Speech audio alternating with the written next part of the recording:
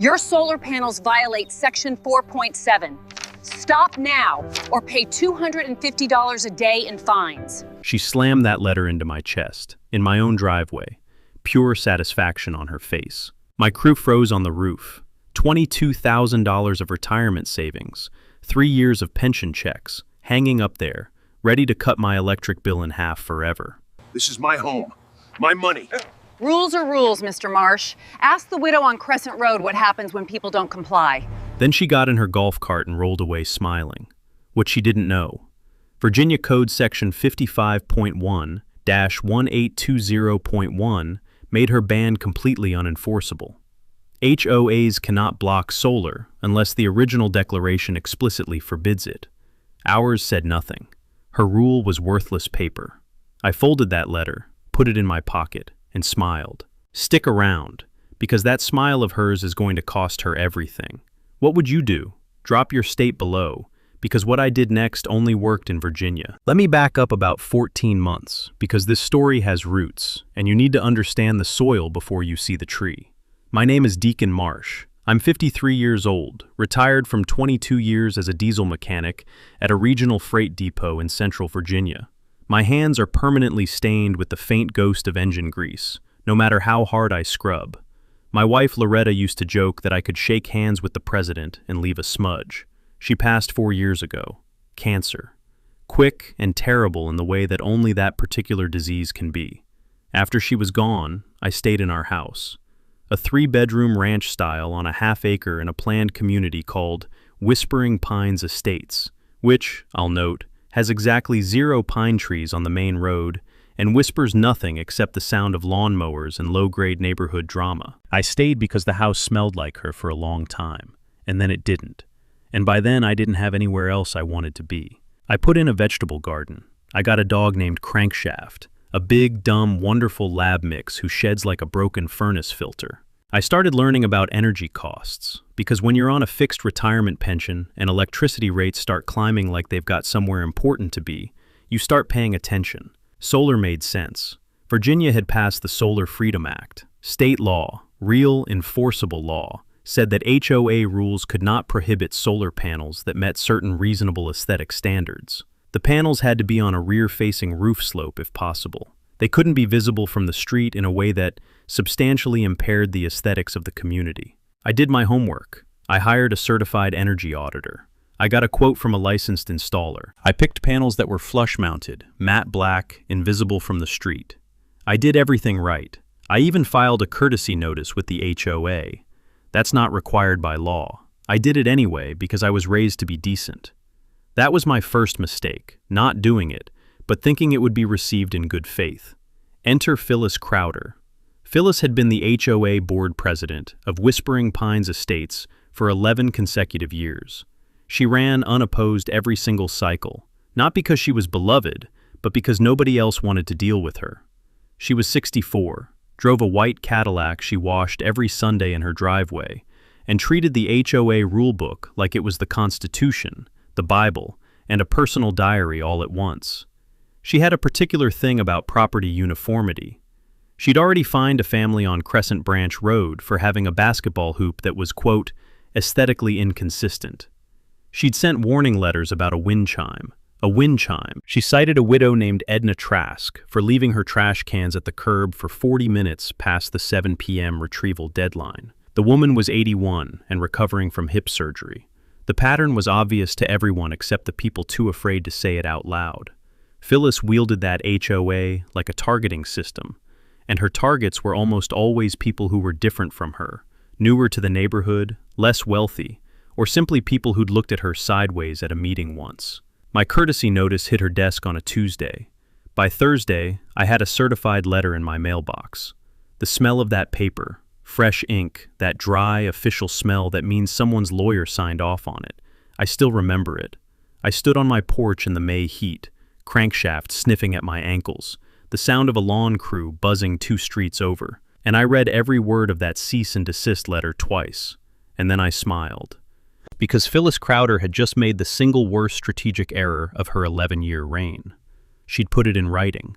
I called the installer, Barrett Soul Works, a family-run operation out of Charlottesville, third-generation electrical contractors who'd pivoted to solar when the market moved. The owner, a gruff, sharp-eyed man named Westbrook Barrett, answered on the second ring. HOA sent a cease letter, I told him. A pause, the sound of something metallic being set down on a workbench. Virginia HOA? Yeah. They know about the Solar Freedom Act? If they do, I said, they don't care. He laughed, not a funny laugh, I've heard this before laugh.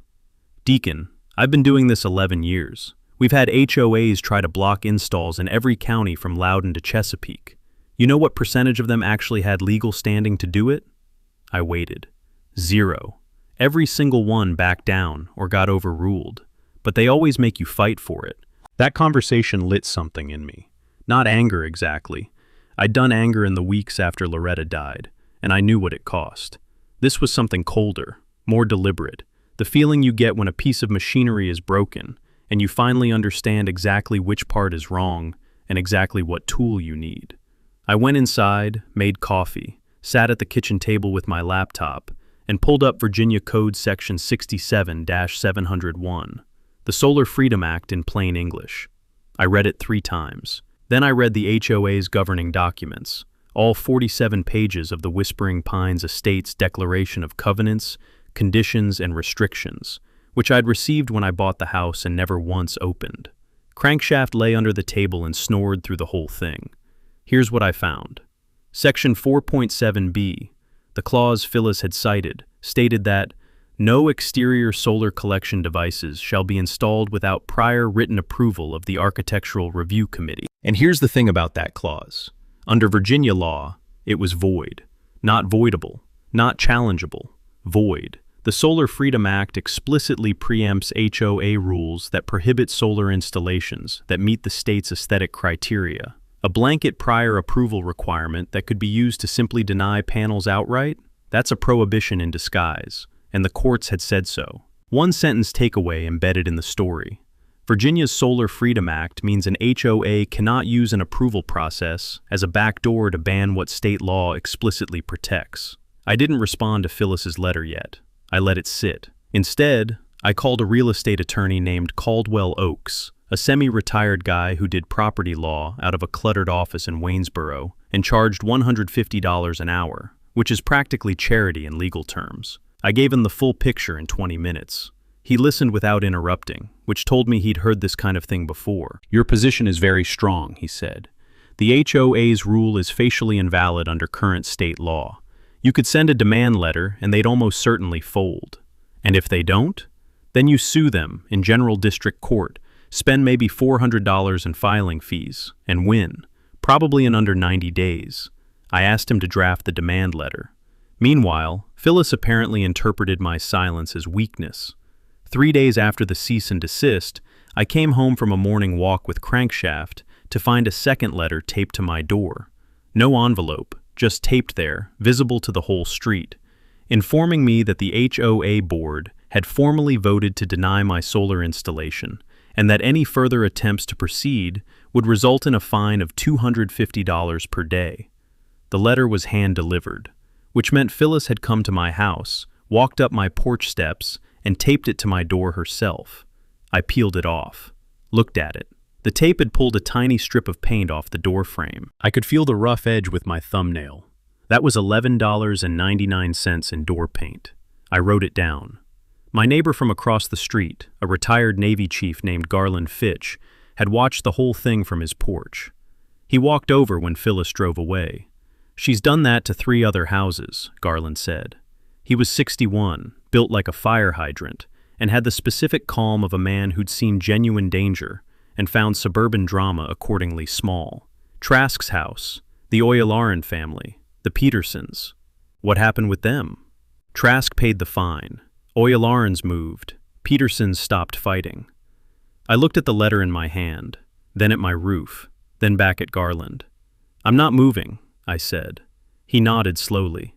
Then you're going to need receipts. He had no idea how right he was. Attorney Caldwell Oaks sent his demand letter on a Wednesday morning via certified mail and email simultaneously. Belt and suspenders, he called it. The letter was 4 pages, single-spaced, and cited 6 specific Virginia statutes and 2 court decisions. It gave the HOA board 14 days to rescind their denial and confirm in writing that my installation could proceed or face civil litigation. I imagine Phyllis opened that letter at her kitchen table. I imagine the moment she hit page 2 and saw the case citations. I don't know what her kitchen smells like, but I picture burnt coffee and the particular tension of a person realizing they've stepped on something that bites back. She called an emergency board meeting. I know this because Garland, who had lived in Whispering Pines longer than almost anyone, knew every channel of HOA gossip. He texted me that evening. Called a closed session. Tonight. Your name came up twice in the meeting notice. I thanked him and went to bed early. 4 days later, Phyllis responded. Not through her attorney, because it turned out the HOA didn't have one on retainer, which told me something important about how long she'd operated without real opposition. She responded personally, in a letter that was impressively defiant for someone holding a legal hand this bad. She argued that the Solar Freedom Act's aesthetic exceptions gave the HOA the right to review and conditionally approve or deny installations, and that my panels, though rear-facing and street invisible, created a precedent inconsistent with the community's architectural harmony. Architectural harmony. I genuinely wrote that phrase down and stared at it for a while. Then I noticed something buried on page 3 of her response. The HOA, she wrote, had consulted with community standards expert Roderick Vane of Vane Property Consultants, who had provided a written assessment concluding that solar installations materially reduced the aesthetic value of residential properties in planned communities. I Googled Roderick Vane immediately. Vane Property Consultants had a website that looked like it was built in 2009 and hadn't been touched since. 2 pages, no client list, a phone number with a Richmond area code, and 1 Google review, 5 stars, left by someone named R. Vane. I sent his name and firm to Caldwell Oaks. Caldwell called back in an hour, and I could hear the restrained amusement in his voice. He's not licensed in Virginia as a real estate appraiser or property consultant. His LLC was registered in 2018, has filed no Virginia business tax returns, and has no traceable professional credentials. Basically a ghost firm. Is that useful? I asked. Extremely. If they try to use his assessment in any proceeding, we impeach his credibility in about 4 minutes. But more importantly, why does Phyllis Crowder know Roderick Vane? That was the right question, and it planted a seed. Meanwhile, the installation clock was ticking. Summer was approaching, which meant the prime solar generation window, May through August, was burning off day by day. Every week of delay was money I was losing in electricity offsets. I calculated it at roughly $140 per week in missed savings. I started keeping a loss log. I also started talking to my neighbors, not dramatically, not as a campaign, just conversations. Walking crankshaft in the evenings, stopping when someone was out in their yard. I talked to the Oilerans, who hadn't moved after all. I'd misunderstood Garland's timeline. Their situation was different. Phyllis had blocked them from painting their shutters a color that was explicitly listed as approved in the HOA documents. They'd spent $800 fighting it before giving up. I talked to a younger couple, the Birchfields, who'd gotten a fine for a compost bin that was fully screened and not visible from any neighboring property or street. The fine was $175. They'd paid it. When I asked why, the wife, a schoolteacher named Priscilla Birchfield, said simply, "We didn't know we had any other option." That phrase stuck in me like a splinter. We didn't know we had any other option. Phyllis's power didn't come from the rule book. It came from everyone assuming the rule book was final. It came from manufactured helplessness, the feeling that fighting back would cost more than it was worth, that the institution was permanent and you were temporary. I started a group text with Garland, the Oilerans, and the Birchfields. I called it Receipts. The 14-day demand window closed without the HOA rescinding anything. Caldwell filed in General District Court on a Friday afternoon, a civil complaint against Whispering Pines Estates HOA seeking injunctive relief, meaning a court order forcing them to allow the installation. A declaration that Section 4.7b of their CC&Rs was void under Virginia law, and compensatory damages, including my ongoing loss log calculations, the attorney consultation fees, and that $11.99 in door paint. Caldwell added the door paint himself. He said it was atmospherically useful. Now, here's something most people don't know about HOA civil disputes in Virginia General District Court. They move fast. No juries, a judge, a docket, and a date. We were assigned a hearing in 41 days. The HOA was served formally, which meant Phyllis Crowder, as board president and registered agent, received the summons at her home address. Garland watched that delivery from across the street and sent me a 3-word text. She got served. I would have celebrated, but Phyllis's next move came faster than I expected. She called a community meeting. Not a board meeting, a full community meeting. Notice to all Whispering Pines homeowners, with a flyer slipped under every door that read, "Emergency Session, Protecting Our Community Values." The flyer included, subtly but unmistakably, a photograph of solar panels on a house. Not my house, but the framing was clear. The image was slightly unflattering. Panels photographed at a harsh angle, looking industrial, jutting up against a pretty traditional roofline. The meeting was on a Tuesday at 7 p.m. in the HOA clubhouse, which smelled perpetually of old carpet and whatever cleaning solution they used that was maybe 30% bleach and 70% regret. I went. Of course I went. So did Garland, and the Oylarans, and the Birchfields, and 11 other homeowners I'd never spoken to who apparently had their own grievances with Phyllis's board and had been waiting for a signal. The room held about 60 people. Phyllis stood at the front behind a folding table, flanked by the 2 other board members. A quiet man named Aldous Prentice, who looked like he wanted to be literally anywhere else, and a woman named Cynthia Bowl, who'd been on the board for 3 years and was, as far as I could tell, completely loyal to Phyllis in the way that people are loyal to whoever scares them most. Phyllis opened by talking about community character for 6 minutes. She used the word harmony 4 times. She had a printed slide on a pull-down screen, actual printed slides, done at a Kinko's or similar, projected via a small projector, showing the same unflattering solar panel photo blown up to poster size. She did not mention the lawsuit. When she opened the floor for comments, I raised my hand. She looked at me the way a chess player looks at a piece they're planning to remove from the board. "Mr. Marsh," she said, with the precise tone of someone exercising enormous patience. I stood up. I didn't raise my voice. "Phyllis, for the homeowners who don't know, the HOA board is currently named as a defendant in a civil suit in General District Court. The hearing is in 38 days. The suit alleges that Section 4.7b of our CC&Rs is void under Virginia's Solar Freedom Act. I think the community has a right to know that, since any judgment or settlement will affect HOA funds, which come from all of our dues." The room did the thing rooms do when information lands that someone was hoping wouldn't. A collective stillness, followed by a ripple of whispered exchanges. The crunch of chairs shifting on a linoleum floor. Aldous Prentice looked at Phyllis. Phyllis's jaw tightened. "That matter is being handled by the board and is not appropriate for—" "Are our dues being used to pay legal fees?" Someone from the back called out. "Is there an attorney? Did we vote on this?" Someone else. The meeting did not go the way Phyllis had planned. It devolved, politely, in the way that suburban community meetings devolve, into a rolling series of questions the board couldn't or wouldn't answer.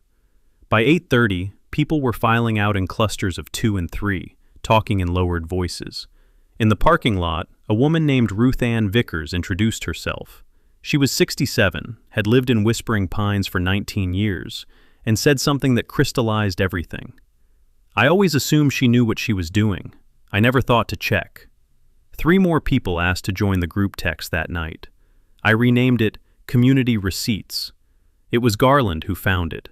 He'd been doing his own digging, the kind of methodical, patient information gathering you learn when you spend 20 years in the Navy managing supply chains and personnel files. He'd been pulling public records, HOA board meeting minutes, which in Virginia are technically available to homeowners under the Property Owners Association Act upon written request. Phyllis had never publicized that fact, naturally. Garland submitted the written request, waited the mandated 10-day response window, and received a flash drive in the mail with 6 years of meeting minutes in PDF format. He sat down with them over a weekend with a yellow legal pad and started reading. He called me on a Sunday afternoon.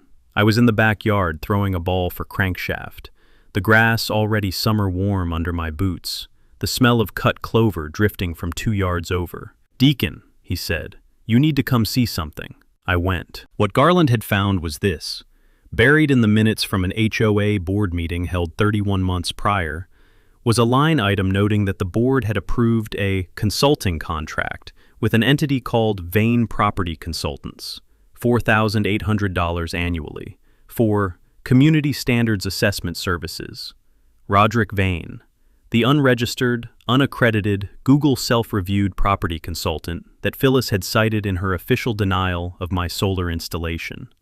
The HOA had been paying him for 3 years. The homeowners, all of us paying dues, had been funding this guy's consulting fees. And when my solar case came up, Phyllis had used him as an independent expert. He wasn't independent, he was on payroll. That's not just a conflict of interest. In the context of a formal administrative denial with financial consequences, that's potential fraud. Caldwell Oaks went quiet for a long moment when I called him Monday morning. "How ironclad is the minutes documentation?" he asked. "Garland has the original PDF and a notarized print copy. The board secretary's signature is on every page." Another pause. "Deacon, this changes the nature of what we're filing. I'd like to amend the complaint to add counts related to breach of fiduciary duty and potentially fraudulent misrepresentation. The damages exposure for the HOA increases substantially.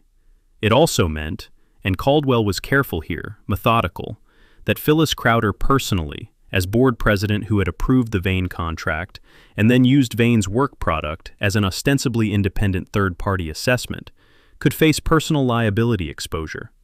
HOA board members in Virginia are generally protected from personal liability for board decisions, but that protection doesn't extend to fraud or self-dealing. One-sentence takeaway woven in.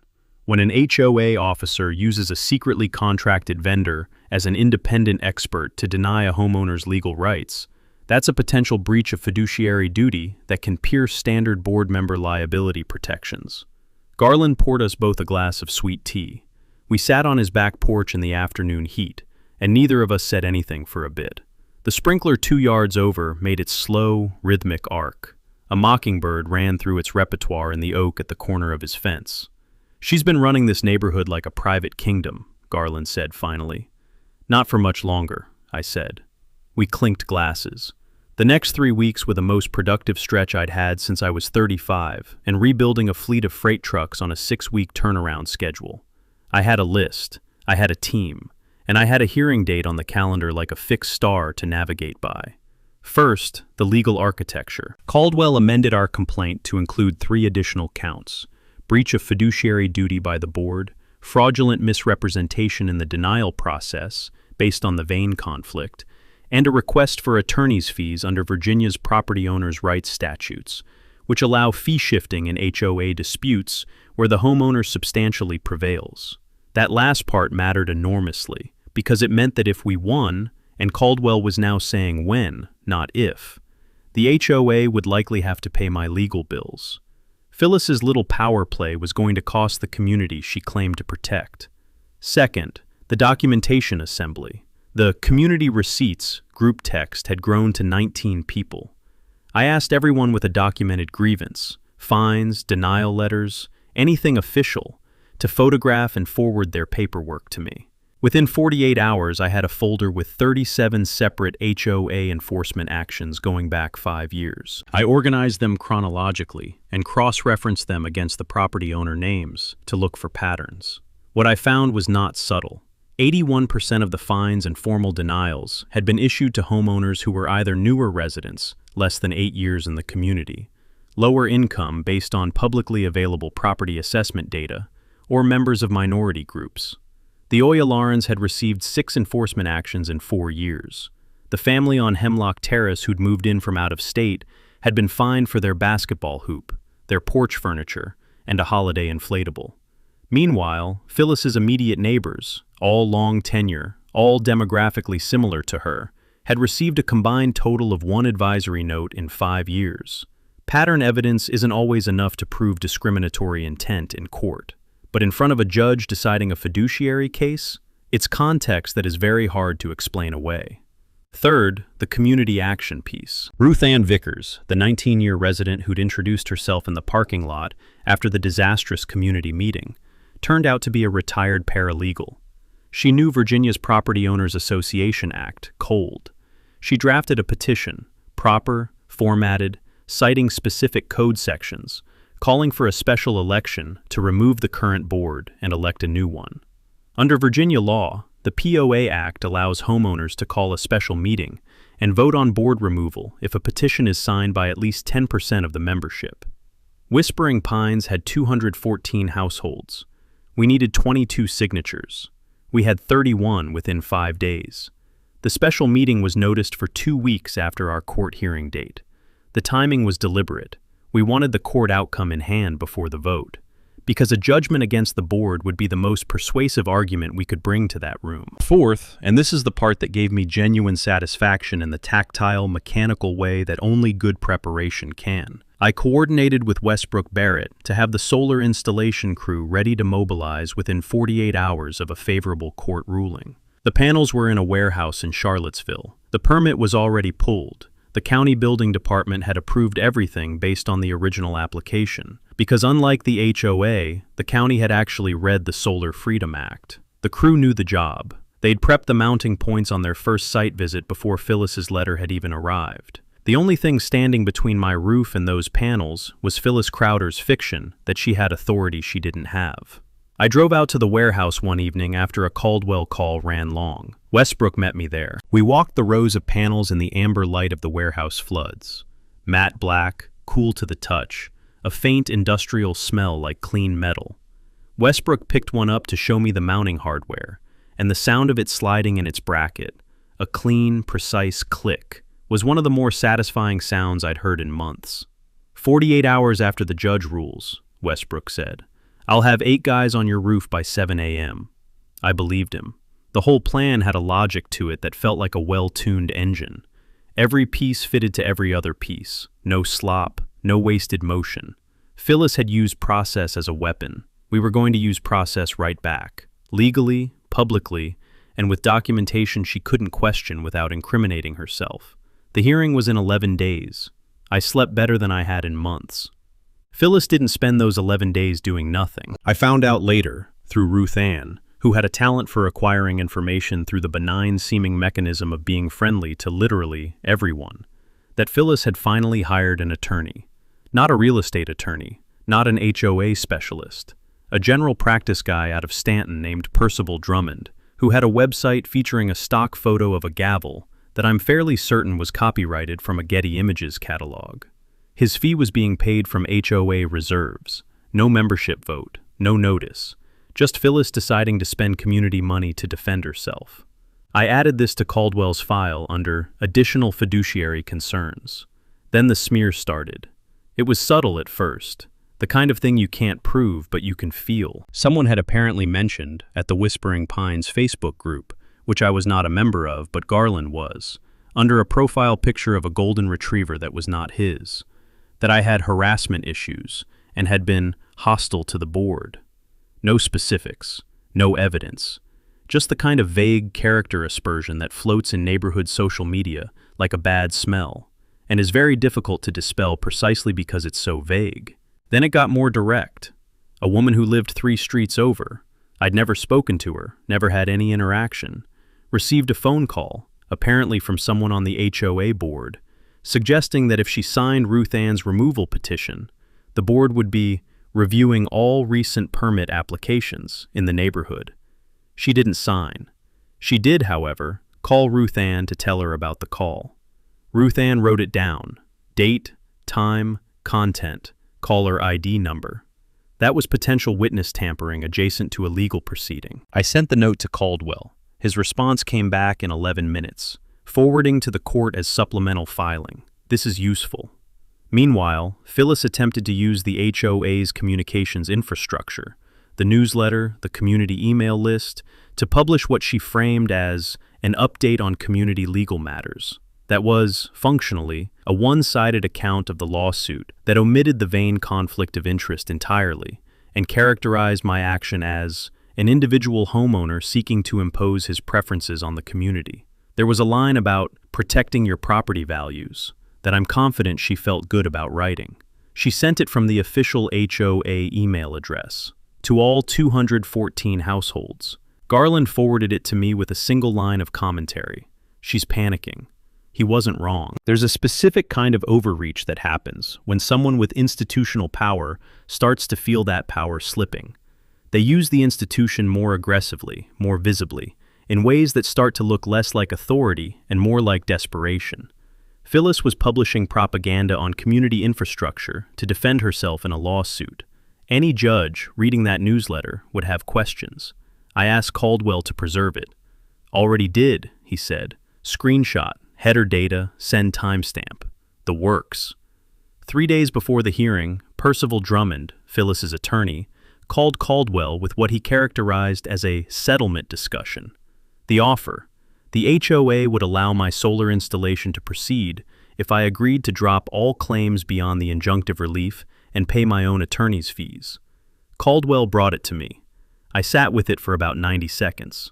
The offer meant I'd get my panels, but Phyllis would face no accountability for the Vane fraud, no scrutiny of the enforcement pattern, no fee shifting. She'd lose the battle and keep the war. She'd do the same thing to the next homeowner who didn't know they had options. No, I said. Caldwell sounded pleased. That's what I expected. Counter? Full complaint. Full hearing. We want the judgment on the record.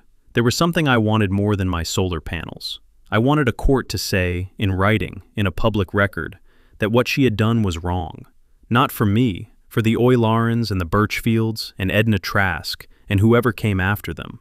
You can settle a dispute quietly. You can also make a record. I wanted a record. The final week before the hearing had the compressed, pressurized quality of the last miles of a long drive. Everything converging, the destination finally visible, the temptation to push too hard and make a mistake. I didn't push. I prepared. Caldwell and I met twice that week for prep sessions. He walked me through how to present as a witness, answer the question asked, no editorializing, let the documents do the talking. You have better evidence than most civil plaintiffs I work with, he said, spreading the organized file across his desk. Don't let emotion get ahead of the documentation. The documentation is your personality in that courtroom. That stuck with me. The documentation is your personality in that courtroom. Meanwhile, 2 things happened in rapid succession that told me Phyllis understood she was losing. The first, Aldous Prentice, the quieter of the 2 board members, reached out to Ruth Ann Vickers directly. He didn't want to talk to me or Caldwell. He wanted to talk to Ruth Ann, the retired paralegal, whom he apparently trusted as a kind of neutral broker. He met her for coffee at a diner off Route 250 on a Tuesday morning, and what he told her, she relayed this to me with the precision of someone who'd been taking mental notes, was this. He had not been consulted on the Vane contract. He had not voted on it. He had been told by Phyllis that it was a routine administrative expense, approved under her executive authority as board president. He had assumed she had authority to do that. He now understood she did not. He was, in short, willing to cooperate. Caldwell called him the next day. Prentice agreed to provide a signed declaration confirming that the Vane contract had never been put to a board vote, and that the board member conflict of interest policy, yes, they had one, buried in the HOA bylaws, never enforced, required disclosure of any vendor relationships before using that vendor in an official capacity. Phyllis had violated her own bylaws, with a witness. The second thing, Cynthia Bowl, the other board member, submitted her resignation, by email, to all board members and, apparently accidentally or pointedly, to the entire HOA email list. She cited personal reasons, but the timing was not subtle. Phyllis was now, functionally, a one-person board facing a lawsuit, an amended complaint with fraud allegations, a cooperating witness in her own former ally, and a petition for a special election with 37 signatures. I heard about Cynthia's resignation through the group text. 4 different people sent it within 5 minutes of each other. The text thread lit up with emoji I hadn't seen some of those people use before. I kept my response simple. Hearing is in 4 days. Stay focused. But I understood what was happening. The scaffolding of Phyllis's authority, built on 11 years of everyone assuming someone else had checked whether she actually had the power she was exercising, was coming apart. Not because I was some genius tactician, Because we'd done the thing that's both the simplest and apparently the hardest thing in these situations. We'd read the rules. We'd read the actual law. And then we'd made people write things down. That's the whole secret, if there is one. Petty institutional power survives because people don't read the rules and don't make people write things down. The moment you start generating a paper trail, demand letters, meeting minutes requests, court filings, signed declarations, the entire ecosystem of informal intimidation collapses because it was never built to survive documentation. The night before the hearing, I walked Crankshaft late, after 10, when the neighborhood was quiet and the air had finally dropped to something reasonable. The houses were dark and still. My roof was up there in the dark, waiting. I thought about Loretta.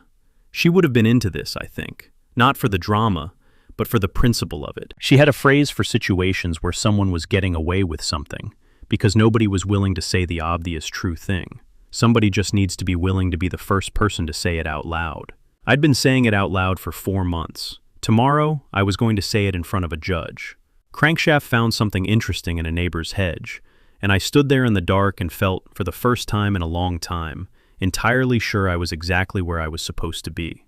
Virginia General District Court, 8:50 in the morning.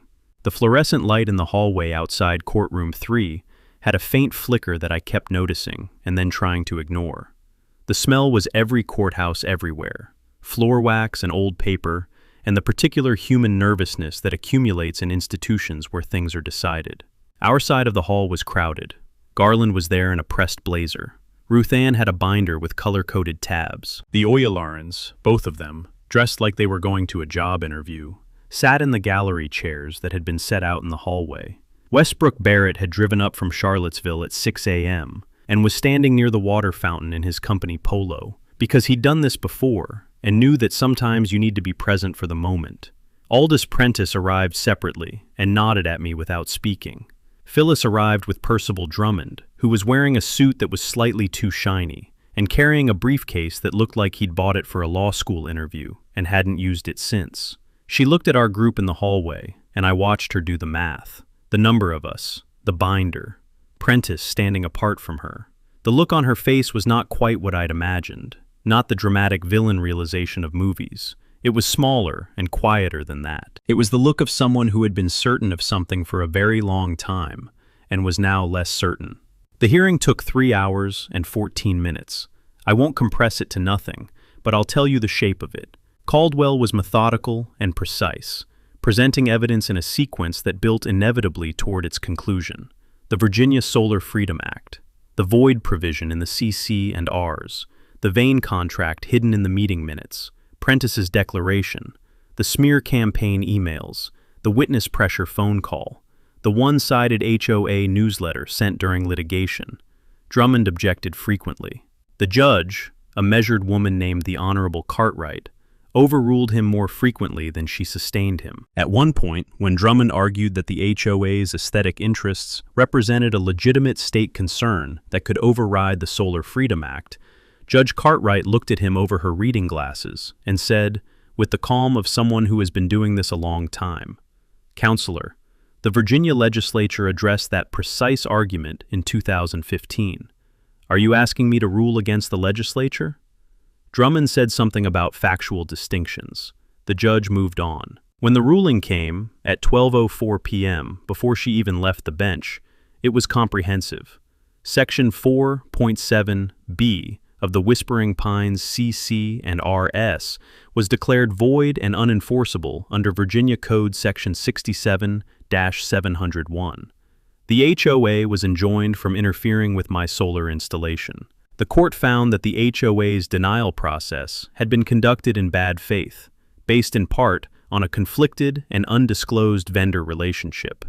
Attorney's fees were awarded to me, Caldwell's bill, to be paid by the HOA. The judge specifically noted the board's conduct during the litigation period, the newsletter, the witness pressure, as troubling and relevant to this court's assessment of good faith. She also referred the matter to the Virginia State Bar for review of whether the HOA's newsletter communications during pending litigation warranted further inquiry. I sat very still while Caldwell shook my hand. Outside the courthouse, in the parking lot, in the sharp noon light, Our whole group gathered on the asphalt near the cars. Garland clapped me on the shoulder. Ruth Ann was already on the phone with someone, organizing. Westbrook pulled out his phone and called his crew foreman while he was still walking. 2 days, he said into the phone. 8 guys. Deacon Marsh's address.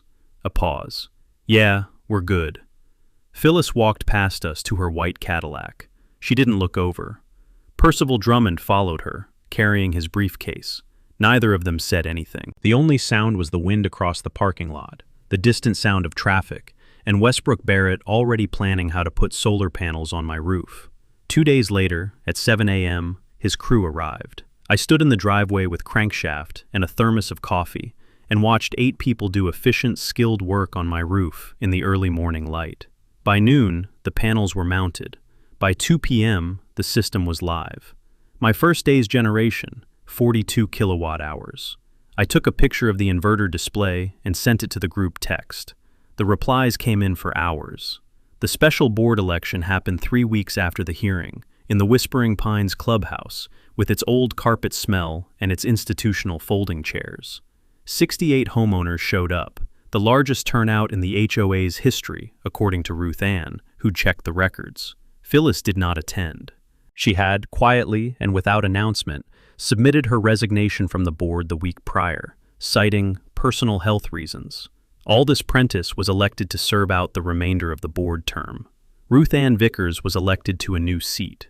A younger homeowner named Ferris Okafor, who'd moved in 18 months prior and had already received 2 questionable enforcement notices under the old board, was elected to a 3rd seat. The 3 of them, in their first official board meeting, voted to conduct a full audit of HOA finances going back 6 years, to formally rescind 19 enforcement actions that Ruth Ann's analysis had identified as procedurally deficient, and to refund fines collected in those cases, totaling $6,200 to the affected homeowners. The Oylarans got a check for $480. Edna Trask, the 81-year-old who'd been fined for leaving her trash cans out while recovering from hip surgery, got $75. She cried. Ruth Ann told me about it afterward, and I'm not going to pretend I didn't feel something about that. The new board also adopted a transparent online portal for all enforcement actions, meeting minutes, and financial decisions, visible to any Whispering Pines homeowner at any time. They hired a licensed HOA management company to handle administrative functions, eliminating the concentrated one-person power structure that had made Phyllis's reign possible in the first place.